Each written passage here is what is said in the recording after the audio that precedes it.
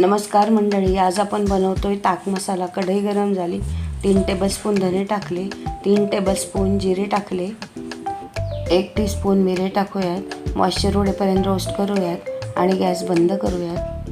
धने जिरे आपले मॉइश्चर उडेपर्यंत रोस्ट झालेले आहे। 1 टीस्पून ओवा घालूयात आणि तो पण रोस्ट करून घेऊयात।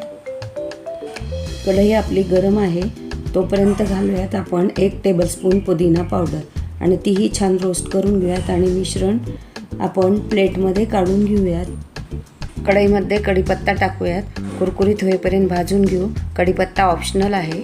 आता हे सगळं मिश्रण थंड झालं, मिक्सरच्या भांड्यात घालूयात। सैंधव मीठ घालूयात, साधं मीठ घालूयात आणि काळं मीठ घालूयात। तिन्ही मीठ समप्रमाणात घालायची। आता मिक्सरमधून याची बारीक पावडर करूया।